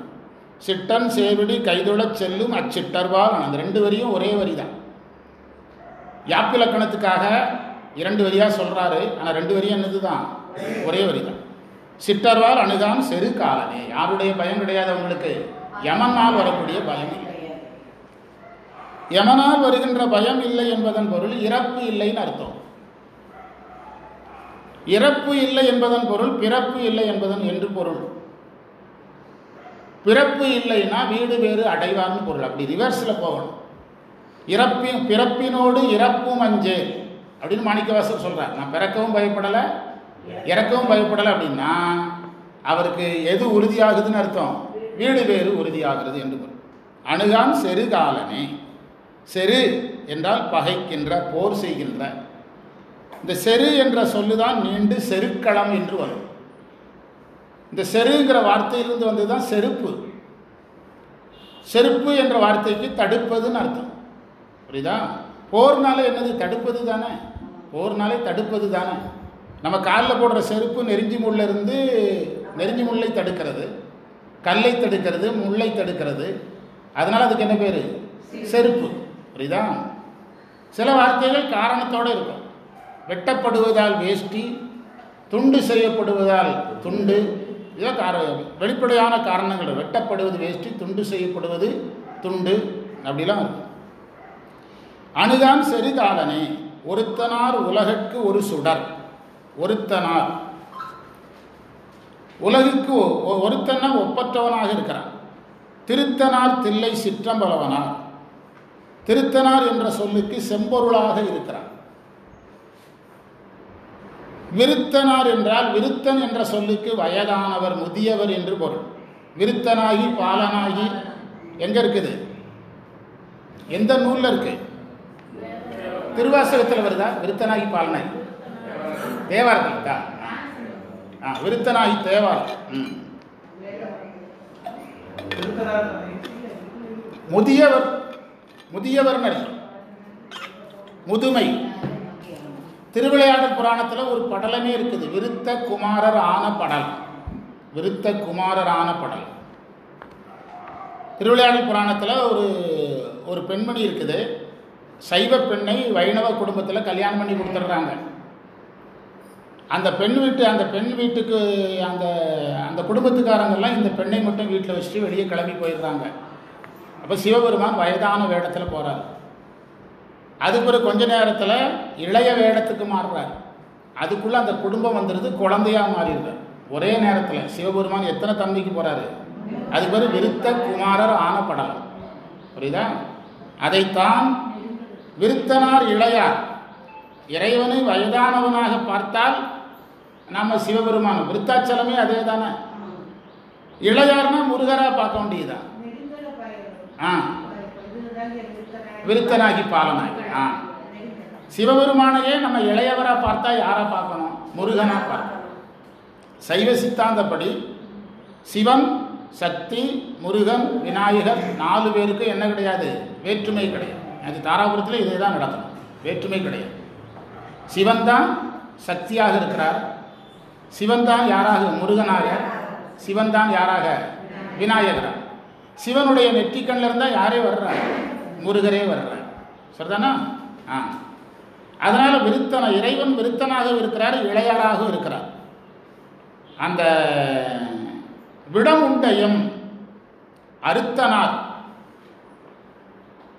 அருத்தனார் என்ற சொல்லுக்கு அருத்தனார் அடியாரே அறிவரே. அருத்தனார் என்ற சொல்லுக்கு அர்த்தம் என்றால் பொருள் அர்த்தம்.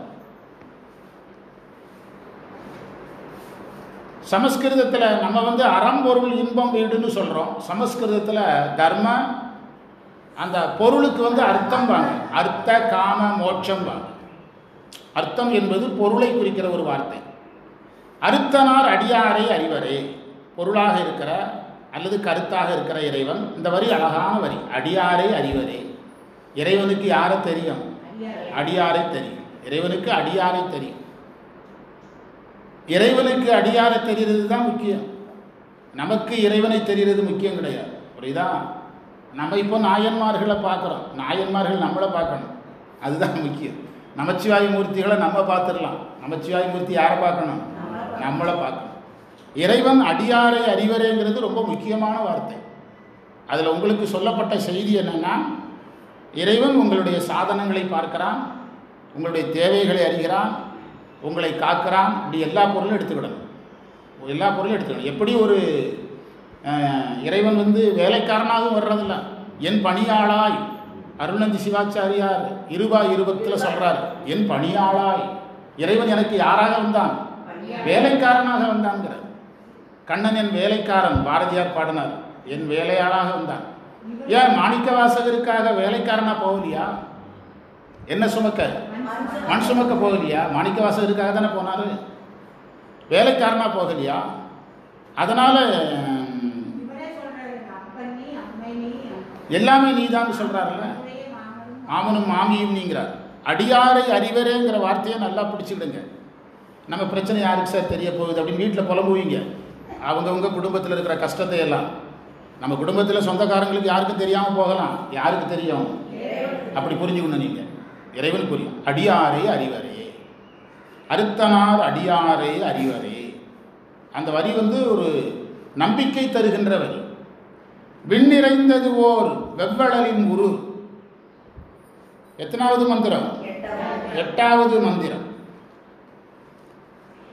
எண்ணிறைந்த இருவருக்கு அறிவு உணா. புரிஞ்சுட்டா என்ன சொல்றாருன்னு? கண்ணிறைந்த கடிபொழில் அம்பலத்து உள்நிறைந்து நின்று ஆடும் ஒருவனே. எண்ணிறைந்த இருவருக்கு. எண்ணிறைந்த என்ற வார்த்தை ரொம்ப முக்கியம். இந்த மந்திரத்தில் எண்ணிறைந்தங்கிற வார்த்தை ரொம்ப முக்கியம். எண்ணிறைந்த என்பதற்கு யான் எனது என்ற எண்ணம் உடைய. யான் எனது என்ற எண்ணமுடைய விண்ணிறைந்து ஓர் வெவ்வளரின் ஒரு இறைவன் எதாக இருக்கிறான்? விண்ணை தொடுகின்ற அளவிற்கு என்ன வடிவாக நின்றான்? ஜோதி வடிவாக நின்றான். விண்ணிறைந்ததோர் வெவ்வளலின் உருவாக நின்றான். எண்ணிறைந்த இருவருக்கு அறிவொணா, யான் எனது என்ற எண்ணமுடையவர்களாக இருந்த இருவருக்கு யாராக இருந்தான்? அறிய முடியாத பொருளாக இருந்தான். மாணிக்க வாசகரே, ஆங்காரம் தவிரார்கான் சாடலோ, அதுலேயே இன்னொரு இடத்துல வேற மாதிரி சொன்னார். அது இப்போதான் கண்டுபிடிச்சோம். பதைப்பு ஒடுங்க, ரெண்டு விதமாக சொல்றாரு மாணிக்க வாசகர். அதை நாம் பிரமாணமாக சொல்லி கொண்டிருந்தோம். ஆனால் ரெண்டுக்கு வேறுபாடு இருக்குது. ஆங்காரம் தவிரார் என்பதன் பொருள் அவர்களுக்கு யான் எனது இருந்தது. பதைப்பு ஒடுங்க என்பதன் பொருள் அவர்களுக்கு என்ன போனது? யான் எனது போன பிறகுதான் இறைவனை அவர்களால் என்ன செய்ய முடிகிறது? பார்க்க முடிகிறது. எண்ணிறைந்த என்பதற்கு யான் எனது இருக்கும்போது ஒருவர் இறைவனை என்ன செய்ய முடியாது? தரிசிக்க முடியாது.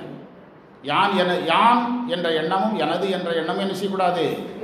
இருக்கக்கூடாது. உடம்பை நான் என்று கருதுதலும் தவறு.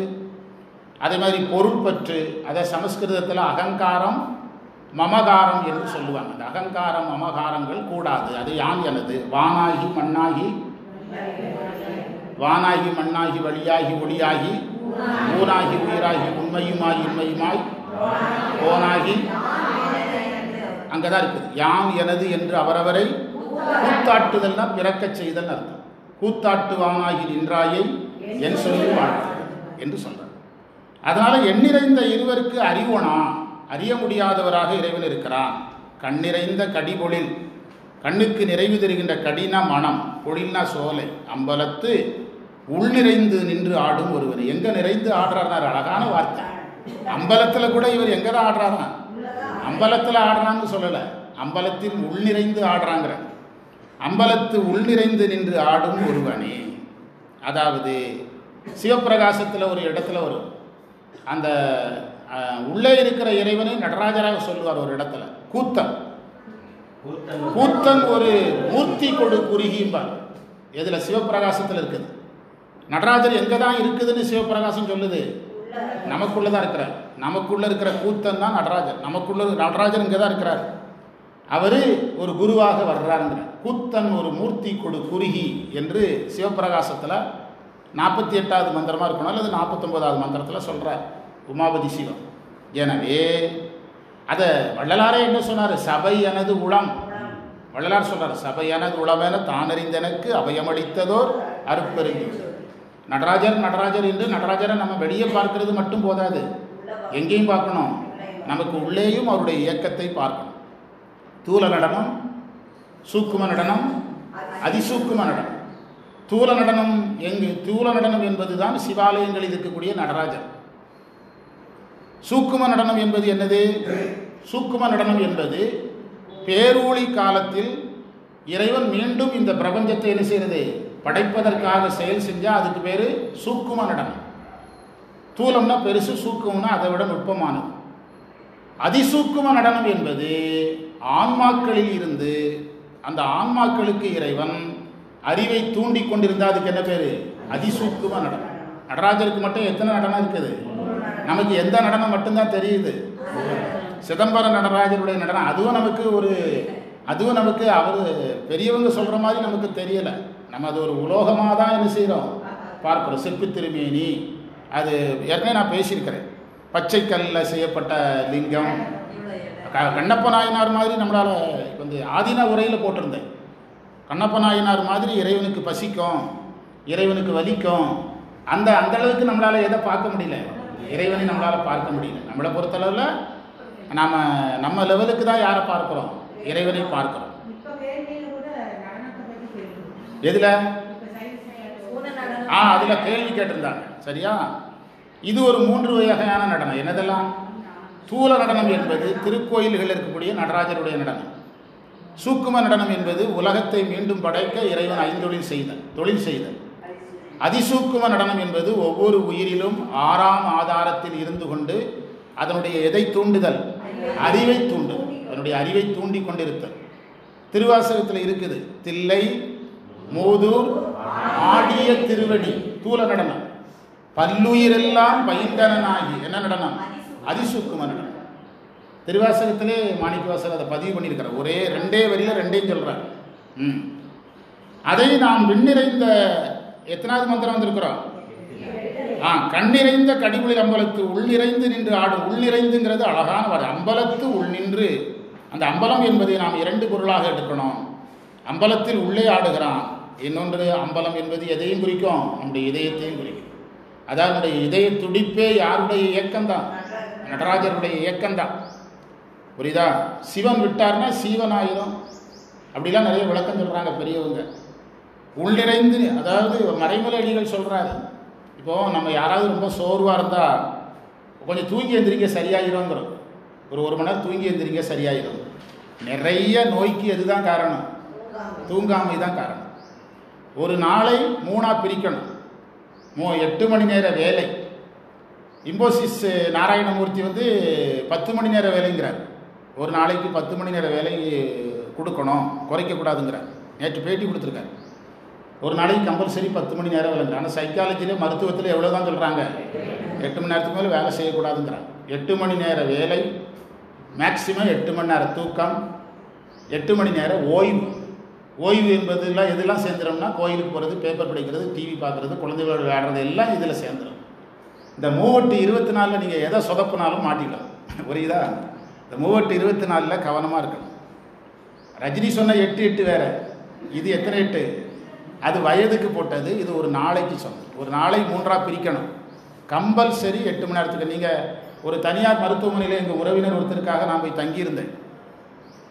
அந்த தனியார் பெரிய மருத்துவமனை, மல்டி ஸ்பெஷாலிட்டி ஹாஸ்பிட்டலுங்கிறாங்கள, மல்டி ஸ்பெஷாலிட்டி ஹாஸ்பிட்டல். அங்கே பார்த்தீங்கன்னா ஒரே நபர் தான் 24 ஹவர் பணம் வாங்குறாரு. அதாவது எங்கே வேணால் அந்த ஹாஸ்பிட்டல் தொடங்கிய நேரம், இப்போ எல்லாம் கம்ப்யூட்டரில் போட்டு பணம் வேற எங்கேயும் போயிருது. அப்போ நான் அந்த ஹாஸ்பிட்டல் தொடங்கிய நேரம், பெரிய ஹாஸ்பிட்டல். எனக்கு கேள்வி வேறு ஒன்றும் கிடையாது, எப்போ தூங்குவார் அது மட்டும்தான் கேள்வி. எப்போ சாப்பிடுவாருங்கிற கேள்வி வரல. என்ன கேள்வி வருது?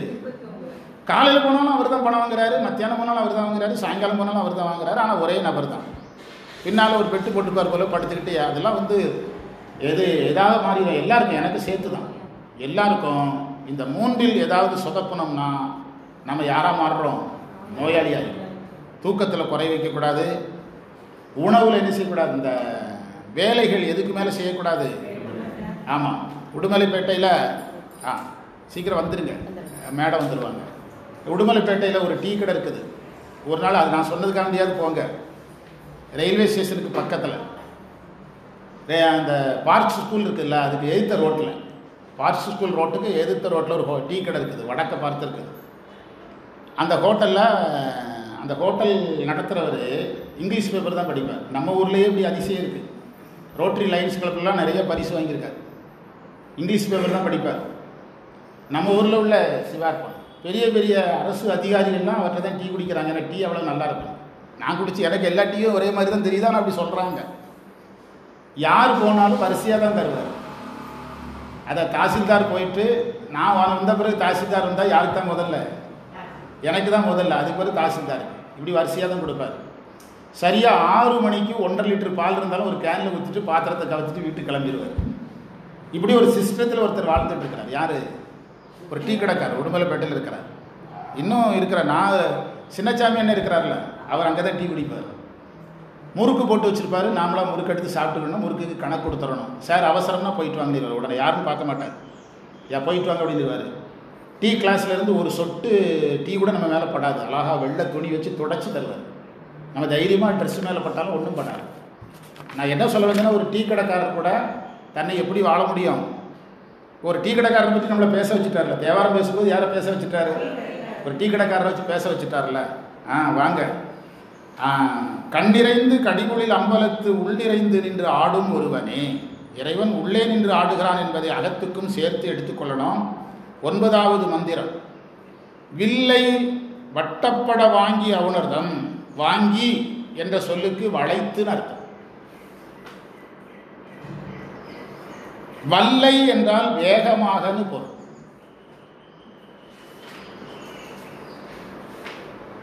தில்லை வட்டம் திசை கைதொழுவார். தில்லை வட்டம் என்பதை அடியாருடைய கூட்டம்னு சொல்கிறாங்க உரையில், அடியார் கூட்டம்ங்கிறாங்க. நிறைய அமைப்புகளுக்கே வட்டம்னே பேர் வைப்பாங்க. வாசகர் வட்டம், நூலகங்களில் புக்கு படிக்கிறவங்களுக்கு என்ன பேர்? வாசகர் வட்டம் அப்படி சொல்லுவாங்க. தில்லை வட்டம் திசை கைதொழுவார் வினை, தில்லை வட்டம் திசை கைதொழுவார் வினை, ஒல்லை வட்டம் கடந்து ஓடுதல் உண்மை. இந்த மந்திரம்லாம் நம்ம இப்போ தான் பார்க்குறோம். எனக்கு தெரிஞ்சு இந்த பதிகத்தில் அல்லல் என் செய்யுங்கிறது தான் அதிகமாக படிப்பேன். ஆனால் இந்த மந்திரம், அந்த 9வது மந்திரம் வித்தியாசமாக இருக்குது. வில்லை வட்டப்பட வாங்கி அவனர்தம் வல்லை வட்டம் அதில் 3 உடன் வாய்த்தவன். பொருள் புரிஞ்சிட்டு என்ன செய்கிறாரு? மேருமலை வில்லாக வளைத்து எதை எரித்தார்? முப்புறத்தை எரித்தார். முப்புறம் எரித்தல் என்பதை திருமூலர் எதாக பார்க்க சொன்னார்? முப்புறம் என்பது மும்மல காரியம் என்று சொன்னார். யாராவது பாட புத்தகம் வாங்காமல் யாராவது இருக்கீங்களா? பாட புத்தகம் வாங்கி கொண்டு வரலன்னு சந்தோஷம், நான் வாங்கவே இல்லை அப்படி யாராவது இருக்கீங்களா? நீ வாங்கலை, சரி அப்போன்னு வாங்கிக்கிந்த. ஆனால் அதனால தான் 2 புக்கு எடுத்து போட்டு வரலை. இந்த வேறு யாரும் வாங்காமல் இருக்கீங்களா? இந்த கையெழுத்து போட்டுறணும், மறக்காமல் போட்டுறணும். சரி, ஏன்னா புக்கு இல்லாமல் இருக்கிறதுக்காக கேட்டேன். நீங்கள் மறந்து வச்சுட்டு வந்துட்டீங்களா? வேறு புக்கு பார்த்துட்டு பிறகு கொடுக்குறீங்களா? வேணா இருந்தாங்க. ஏன் நம்ம புக்கு இல்லாமல் சிஓ வரும்போது எல்லாத்தையும் புக்கு இருக்கான்னு தான் நாங்கள் பார்ப்போம். அதிகாரிகள் வரும்போது அந்த அதிகாரிகளுடைய வருகைக்கு ஒரு மதிப்பு கொடுக்கணும். நம்ம அந்த வருகைக்கு ஒரு மரியாதை கொடுக்கணும். அதுக்காக தான் சொல்கிறோம். இந்த ஒரு சிஓ, ஒரு டிஓ விசிட்டு, சிஓ விசிட்டு நாங்கள் கம்பல்சரி நோட்ஸ் ஆஃப் லெசன் ஒப்படைக்கணும். யாருக்கிட்ட? சிஓ கிட்ட. நான் இன்றைக்கி என்ன பாடம் நடத்த போகிறேன்னு எழுதி கொடுக்கணும். ஒரு பள்ளியில் ஒரு ஆசிரியர் நோட்ஸ் ஆஃப் லெசன் ஒப்படைக்கிறார். இப்போ ஒரு 5 வருஷத்துக்கு முந்தி நடந்தது. 6 வருஷத்துக்கு முந்தி எழுதின நோட்டை கொடுத்து கையெழுத்து வாங்கியிருக்கிறார். எத்தனை வருஷத்துக்கு முந்தி எழுதின நோட்டை? 6 வருஷத்துக்கு முந்தி எழுதின நோட்டை கொடுத்து கையெழுத்து வாங்கியிருக்கிறார். அவரையே அந்த சிஓ மன்னிச்சு விட்டுட்டார். சரி, இனிமேல் கரெக்டாக இருங்க சார் அப்படின்ட்டு. அந்த அதிகாரிக்கு என்ன கொடுக்கணும்? அதான் அந்த அதிகாரிகள் சொல்லுவாங்க, அதிகாரிகளுடைய வருகைக்கு நீங்கள் முதல்ல என்ன கொடுங்க? மதிப்பு கொடுங்க அப்படின்னு சொல்லுவாங்க. அதனால் வில்லை வட்டப்பட வாங்க, முப்புறம் எரித்தல் என்பதை எதா பார்க்கணும்? மும்மலத்தினுடைய காரியமாக பார்க்கணும். மும்மலத்தினுடைய காரியமாக பார்க்கணும். தில்லை வட்டம் திசை கைதொழுவார் வினை. தில்லை வட்டம் என்ற இடத்துல நிறுத்தி கொள்ளணும். தில்லை வட்டம்னாலே திருக்கூட்டம்னு அர்த்தம். திசை கைதொழுவார் வினை, அது 2 பொருள் எடுக்கலாம். தில்லையை நோக்கி கைதொழுதல் என்றும் பொருள், திருக்கூட்டத்தை நோக்கி கைதொழுதல், 2ம் ஒன்று தான். தில்லையை நோக்கி கைதொழுதல் என்பது அரணுக்கான தொழுகை. அந்த அடியாரை நோக்கி கைதொழுதல் என்பது அடியாருக்கான வணக்கம். 2மே சைவத்தில் என்ன செய்யப்பட்டிருக்கிறது? சொல்லப்பட்டிருக்கிறது. கைதொழுவார் வினை, அவங்க இருக்கிற திசை கைதொழுவார்னார். என்ன அழகான வார்த்தை! அந்த திசையை நோக்கி கும்பிட்டா கூட போதுங்கிற. சிதம்பரம் இருக்கிற திசையை நோக்கி கைதொழுங்க. அதாவது தில்லையில் கூத்தனே தென்பாண்டி நாட்டானே அப்படிங்கிறார். நேற்று தாராபுரத்தில் விளக்கம் சொன்னோம். அந்த உரையில் மறைமலை அடிகள் அதென்ன தென்பாண்டி நாடு அப்படின்னா, தென்பாண்டி நாடுன்னா நம்ம தென் தமிழகம் என்று அந்த இடத்துல பொருள் எடுக்கக்கூடாது. தில்லைக்கு தெற்கே இருக்கக்கூடியதுன்னு பொருள் எடுக்கணுங்கிறார். யாரு? மறைமலை அடி. தென்பாண்டி நாட்டானேன்னா என்ன பொருள்ங்கிறாரு? தில்லைக்கு தெற்கே இருக்கக்கூடிய பாண்டி நாடு என்று பொருள் எடுக்கணுமே தவிர தென் தமிழகம், வட தமிழகம், தென் பாரதம், வட பாரதம் என்ற பொருளை என்ன செய்யக்கூடாது? எடுக்கக்கூடாதுன்னு மறைமலை அடிகள் எழுதுகிறார். நேற்று தாராபுரத்தில் சொல்லிக் கொடு. 20 வரி தான். மாணவர்கள் நிறைய வரல. எல்லாம் அங்கே இந்த அதுக்கு முந்தினால தான் இதை அண்ணாபிஷேகம் அதெல்லாம் நிறைய பேர் வரல. வந்தவங்களுக்கு உருக்கமாக நிறைய பாடம் எடுத்தோம். நிறைய திருவாசகங்கள்லாம் தனித்தனியாக சொல்லிக் கொடுத்தோம். அந்த வழங்குகன் காய்க்குங்கிற மந்திரம், பிறகு தீதில்லை மானிங்கிற திருவாசகம், அதெல்லாம் கேட்டு ரொம்ப சந்தோஷப்பட்டாங்க. தில்லை வட்டம் திசை கைதொழு, என்ன அழகான வார்த்தை! அந்த திசையை நோக்கி என்ன செய்தால் போதும்? தொழுதா போதும். இது போன்ற மந்திரம் பெரிய புராணத்தில் இருக்குது. இந்த திருவிளையாடல் புராணத்தில் இருக்குது. திருவிளையாடல் புராணத்தில் பரஞ்சோதி முனிவர் சொல்கிறார், நான் மதுரை சென்று சொக்கநாதரை வணங்கப் போகிறேன், நான் மதுரை சென்று மீனாட்சியை வணங்கப் போகிறேன் என்று வீட்டில் சொல்லிட்டு எந்திரிச்சாலே வேண போயிருங்கிறேன். யார்? பரஞ்சோதி முனிவர் திருவிளையாடல் புராணத்தில் சொல்கிறார். எப்பெல்லாம் வினை போகும்னு ஒரு லிஸ்ட்டு கொடுக்குறார். அதில் ஒரு லிஸ்ட்டு எது? வீட்டிலேருந்து கிளம்புறேன், நான் சொக்கநாதரை பார்க்க போகிறேன், மதுரை மீனாட்சியை பார்க்க போறேன்னு கிளம்பும் போதே இது போக ஆரம்பிச்சிருமா, வினை போக ஆரம்பிச்சிருங்கிறார். வினை போக ஆரம்பித்துவிடும் என்று சொல்லுகிறார். அது அந்தந்த தொழில்களில் இருக்கக்கூடிய சிறப்பு. இப்போ நீங்கள் காஞ்சிபுரத்தை எடுத்தீங்கன்னா, காஞ்சி புராணத்தில் சிவஞான முனிவர் சொல்கிறாரு, கழுதை மேய்ச்சிக்கிட்டாவது சிவப்பணி செய்யுங்கிறார், கழுதை மேய்த்தாவது சிவப்பணி செய்கிறார். அதுக்கு என்ன காரணம்? திருக்குறிப்பு தொண்டநாயனார் அவர் தொழிலுக்கு என்ன வேணும்? கழுதை வேணும். அந்த கழுதை என்ற ஒரு விலங்கையை வளர்த்து அந்த நிலையிலிருந்து சைவத்துக்கு வர்றது எவ்வளோ பெரிய விஷயம், எவ்வளோ பெரிய விஷயம். ஒரு தில்லைவாழ் அந்தனர் பக்தராக இருக்கிறது வேற, ஞானசம்பந்தர் பக்தராக இருக்கிறது வேற. துணி துவைக்கிற தொழிலில் நம்ம பள்ளிக்கூடத்துக்கு போக வரைக்கும் சலவை தொழிலாளிகள் என்ன வளர்த்தாங்க? கழுதை வளர்த்தாங்க. அந்த கழுதையை வளர்த்து கொண்டாவது நீ சிவப்பணியில் நின்று என்றால் என்ன பொருள்னா, உண்மையிலே அங்கே திருக்குறிப்பு தொண்டநாயனார் எதில் தான் நிற்கிறாரு, அதில் தான் நிற்கிறார். அந்த காஞ்சி புராணத்தில் ஏதாவது ஒரு தொழில் காரணமாவது காஞ்சி புராணத்துக்கு வந்தால் அவங்களுக்கு நன்மை கிடைக்கணும் அப்படின்னு காஞ்சி புராணத்தில் இருக்குது. புரியுதா? இப்போ பஸ் ஸ்டாண்டில் காஞ்சிபுரம் காஞ்சிபுரம்னு கத்துறாருல்ல, காஞ்சிபுரத்தில் அவருக்கு லாபம் இருக்குது. புரியுதா? திருவண்ணாமலை திருவண்ணாமலை திருவண்ணாமலை கத்துறவனுக்கும் புண்ணியம் உண்டுங்க, நீங்கள் மறந்துடாதீங்க. அதுக்கும் ஒரு புண்ணியம் உண்டு. எத்தனை தடவை கத்திருப்பான். திருவண்ணாமலை திருவண்ணாமலை பஸ் ஸ்டாண்டில் கத்தினாலும் அது என்ன கணக்குக்கு போயிடும்? புண்ணிய கணக்குக்கு போயிடும். காஞ்சிபுரத்துக்கு போகிறதுக்கு பஸ் ஏற்றுற இடத்துல காஞ்சிபுரம் காஞ்சிபுரம் கத்துறது எதை சொன்னதாயிரும்? அந்த தலத்தை பூந்துருத்தி பூந்துருத்தி எவ்வீராகில் புலால் துருத்தி. அதாவது என்ன சொல்கிறாருன்னா, திருப்பூந்துருத்தி திருப்பூந்துருத்தின்னு சொல்லிக்கிட்டே பிறவி இல்லைங்கிற திருநாவுக்கரசர். நேற்று தான் படித்தேன் எங்கள் வீட்டில். அந்த தேவாரத்தை டெய்லி படிப்பேன் எல்லாருடைய. ம் ம் ம் ம் இலையை பறிச்சு போடும். ம் அப்போ அது புரிதல் உங்களுக்கு. அதாவது சார் சொன்னதுலேருந்து நம்ம அதை சித்தாந்தப்படுத்திக்கிடணும்னா, நீங்கள் அந்த என்ன புண்ணியம்? புத்திபூர்வ புண்ணியம், அபுத்திபூர்வ புண்ணியம். நீங்கள் தெரிஞ்சு செய்தாலும் புண்ணியத்தில் தான் முடியும், தெரியாமல் செய்தாலும் புண்ணியத்தில் தான் முடியும். தெரியாமல் செய்தது புண்ணியம் இல்லைன்னு முடிவு பண்ணிடக்கூடாது. புரியுதா? அதுக்கு கீழே சிவலிங்கம் இருக்குன்னு என்ன செய்யாது? தெரியாது. ஆனால் அது புத்திபூர்வமாக கருதப்பட்டு அவர் தான் முசுகுந்தரா வந்ததா சொல்லுவாங்களோ? சரி சரி சரி. வில்லை தில்லை வட்டம் திசை கைதொடுவார் வினை ஒல்லை வட்டம் கடந்து ஓடுதல். சார் எவ்வளோ அழகாக இருக்குது. நீங்கள் அந்த திசையை நோக்கி கும்பிடுங்க, உங்களுடைய வினை வேகமாக என்ன செஞ்சிடும்? ஓடிப்போய் ஆடிப்பாடி அண்ணாமலை போல ஓடிப்போகும் வினைன்னு பாடுறாருல திருவண்ணாமலையில் ஞானசம்பந்தர் தேவார்னு நினைக்கிறேன். அடுத்த மந்திரத்துக்கு போகிறோம். எத்தனாவது மந்திரம்? 10வது மந்திரம். 10வது மந்திரம். நாடி நாரணன் நான்முகன் என்று இவர் தேடியும் திரிந்தும் காண வல்லரோ. 2 பேரும் தேடினார்கள், திரிந்தார்கள், காண முடியவில்லை. மாடமாளிகை சூழ் தில்லை அம்பலத்து ஆடிவாதம் நெஞ்சுள் இருக்கவே. சார் முந்தின மந்திரத்தை எடுத்து கொடுத்துட்டார். உள் நின்றுன்னு 8ல் சொன்னார்லாங்க. 8வது மந்திரத்தில் உள் நின்றுனார்ல, அதுக்கு அவரே உரை எழுதிட்டார் 10வது மந்திரத்தில். ஆடிவாதம் என் நெஞ்சுள் இருக்கவே. நீங்கள் இந்த 10வது மந்திரத்தை அப்படியே எடுத்து தேடி கண்டு கொண்டேன்னு பாருங்க, கரெக்டாக வரும். தேடி கண்டு கொண்டேன் திருமாலோடு 2 பேரும் இங்கே வர்றாங்க. திருமாலோடு நான்முகனும் தேடி தேடுனா தேவனை. கரெக்டாக அது இதில் போய் பொருந்தும். நாடி நாரணன் நான்முகன் என்று இருவர் தேடியும் திரிந்தும் காண. தேடினார்கள், திரிந்தார்கள், காண வல்லரோ, காண முடியல. மாடமாளிகை சூழ் தில்லை அம்பலத்து ஆடிவாதம். சார் தில்லை அம்பலத்தில் ஆடுகின்ற இறைவன் திருவடி வேற எங்கே இல்லை, எங்கே இருக்குங்கிறாரு? என் நெஞ்சுள் இருக்கவே, என்னுடைய நெஞ்சத்துக்குள்ளே இருக்குங்கிறார். அதுதான் அந்த தேடி கண்டு கொண்டேன் என்பது. அம்பலத்து ஆடிவாதம்னு படிக்கணும். ஆடிவாதம்னு தனியாக படிக்கக்கூடாது. அம்பலத்து ஆடிவாதம், அம்பலத்தில் ஆடுகின்ற பாதம் என்னுடைய நெஞ்சத்தில் இருக்கிறது. இந்த மந்திரத்தை கையில் எடுத்தீங்கன்னா அந்த தேடி கண்டு கொண்டேன்னு அழகாக பொருத்தாள்.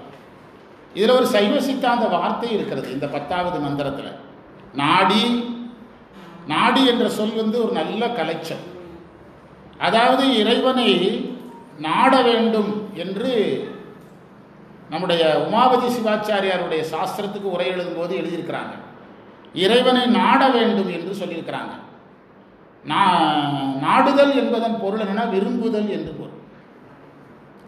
இவங்க செய்த தப்பு என்னன்னா, நாடவும் செஞ்சாங்க, தேடவும் செஞ்சாங்க. நாட மட்டும் செஞ்சிருக்கணும், என்ன செஞ்சிருக்க கூடாது? தேடி இருக்க கூடாது. தேடுறதா இருந்தால் எங்க தேடி இருக்கணும்? உள்ள தேடி இருக்கணும். தேடுறதா உள்ள தேடி இருக்கணும். அதில் சைவ சித்தாந்தத்தில் அந்த உமாபதி சிவாச்சாரியார் உரையில் என்ன சொல்லியிருக்காங்கன்னா, இறைவனை தேடுவதாக இருந்தால் இறைவன் எல்லா இடத்துலையும் இருக்கும்போது எதுக்கு தேடுறீங்கன்னு கேட்குறேன். அதாவது துஞ்சினனோ போயினனோ சொல் என்று உமாபதி சிவாச்சாரியார் ஒரு இடத்துல சொல்கிறார். அதாவது இறைவன் என்ற ஒரு பொருள் ஒருவருக்கு சொந்தமான ஒரு பொருளை நாம் எடுத்துக்கொள்ள வேண்டும் என்றால், ஒன்று அவன் தூங்கணும், தூங்கும்போது எடுத்துடலாம். இல்லைன்னா அவன் வேற எங்கேயாவது போகணும், எடுத்துடலாம். ரெண்டு நடக்காத போது அவன் பொருளை எடுக்க முடியாது. உண்டா இல்லையா? எடுக்க முடியாது. சிவபெருமான்கிட்ட எந்த பொருளையும் அவர் தராமல் வாங்க முடியாது. ஏன்னா அவர் தூங்குறதும் கிடையாது, எங்கேயும் போகிறதும் கிடையாது. அப்படின்னா இறைவன் எங்கே இருக்கிறாரு? அங்கிங்கனாதபடி அங்கிங்கனாதபடி எங்கும் பிரகாசமாக இருக்கிற இறைவனை தேடுவதற்கு என்ன இருக்குதுன்னு கேட்குது சாஸ்திரம். நாடுவதற்கு தான் தேவையே தவிர தேடுவது தேவையல்ல. தேடுவது என்றால் அவர் இல்லாத இடம். இப்போ உங்கள் வீட்டில் உங்கள் குழந்தைய காணலைன்னா நீங்கள் தேடுறீங்க. ஏன்னா அந்த குழந்தை வீட்டில் இல்லை, வெளியே தேடுறீங்க. வீட்டில் இல்லாதனால வெளியே தேடுறீங்க. சாமி எங்கே இருக்கிறாரு? எல்லா இடமும் இருக்கும்போது தேடுதலை விட எது சரிங்கிறாங்க? நாடுதல் சரி என்று சித்தியாரில் அந்த உமாபதி சிவாச்சாரியாருடைய போற்றி பகருடை இந்த மாதிரி பகுதியில் விளக்கம் சொல்லப்பட்டது. அந்த டாக்டர் சார் கூட ஒருத்தர் காவி கட்டிட்டு ஒருத்தர் வருவார் தெரியுமா? முதல்ல நீங்கள் காந்தி நகருக்கு வரும்போது வருவார், காவி கட்டிட்டு கூட ஒருத்தர் வருவார். ஐவர்மலை பக்கத்தில் குடியிருக்கிறாருன்னு ஏதோ கேள்விப்பட்டிருக்காரு. திருவாரூர்லேருந்து வந்தவர் யாரும் சொல்லி. அவர் இந்த கான்செப்டில் ஒரு தடவை சந்தேகம் கேட்டார். தேடிக்கும் நாடிக்கும் என்ன வித்தியாசம் கேட்டார். அப்போ இதை நான் எடுத்து வாசித்து காட்டினேன் அவருக்கு. தேடியும் தெரிந்தும் காணவல்லொரு மாட மாளிகை சூழ் தில்லை அம்பலத்து ஆடிவாதம் என் நெஞ்சுள் கூட முடிக்கலை. எப்படி முடித்தார்? இருக்கவே நான் இதெல்லாம் அனுபவித்து படிக்கணும். மதுர வாய்மொழி மங்கையோர் பங்கினன் சதுரன் சிற்றம்பலம். சதுரன் என்றால் திறமை உடையவன். ஆர்கோலோ சதுரர். சதுரன் என்றால் திறமை உடையவன் என்று பொருள். சிற்றம்பலவன் திருமலை அதிர. திருமலை கைலாயம்னு அர்த்தம். இப்போ நீங்கள் திருமலைன்னா என்ன சொல்றீங்க? தேவார காலத்தில் திருமலைனா கைலாயம். தேவாரம் படிக்கிற காலத்தில் திருமலைனா என்னது? திருப்பதி ஆயிற்று. திருமலை திருப்பதி. திருமலைங்கிறது கைலாயத்தை குறிக்கிற ஒரு வார்த்தை. சிற்றம்பலவன் திருமலை அதிர ஆர்த்தி எடுத்தான் முடி 10 இர. திருமலை அதிர ஆர்த்தி எடுத்தான் முடி 10 இர. அவனுடைய 10 தலைகளும் நைந்து போகும்படியாக மிதிகொள் சேவடி சென்று அடைந்து உய்வினை. மிதிக்கின்ற சேவடியை நீங்கள் என்ன செய்யுங்கள்? சென்று அடையுங்கள். அதில் அந்த இன்னைக்கு பாடத்தில் வருது, நம்ம நேரம் இருந்தால் நடத்துவோம். அந்த இறைவன் மிதித்ததை யார் திருந்துறதுக்காகன்னு வருது? ராவணன் திருந்துவதற்காக இன்றைக்கு பதியத்தில் வருது. நான் இப்போவே உங்களுக்கு எடுத்து காட்டுறேன். அதாவது அற்புதமான மந்திரம். நம்ம வாழ்நாளில் இவ்வளவு நாள் அதை பார்க்காம இருந்துட்டோம். 36வது பக்கம் முதல் மந்திரம் பாருங்க. 36வது பக்கம் முதல் மந்திரம் படிங்க. 36வது பக்கம்.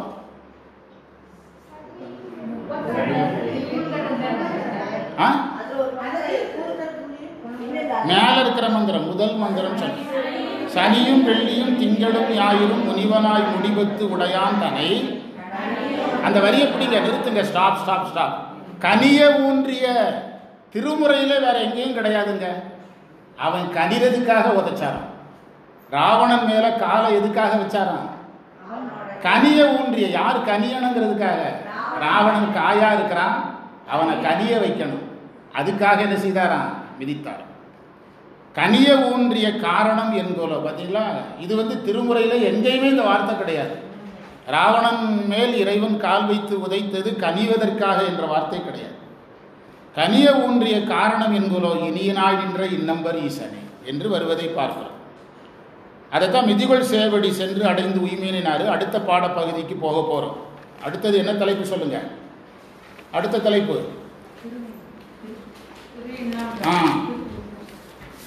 எண்ணிராயும் என்று தொடங்குகிற மந்திரம். 34வது பக்கம். பதிக வரலாறுலாம் இறைவன் பெயர் எடுத்தறிவித்தநாதர் தான் தோன்றி ஈசர் அம்மை கொந்தார் பூங்குழல் அம்மை ஸ்ரீ சுகுந்த குந்தளாம்பிகை, ஸ்ரீ நித்திய கல்யாணி, தீர்த்தம் ஐராவத தீர்த்தம், தலவிருட்சம், பலா, சண்பகம். ஒரு காலத்தில் இந்த தலைவரலாருக்கே அரை மணி நேரம் 1 மணி நேரம் செலவழிக்க முடியலாம். இப்போ முடியலை. இப்போ இது கும்பகோணத்திலிருந்து சுவாமிமலை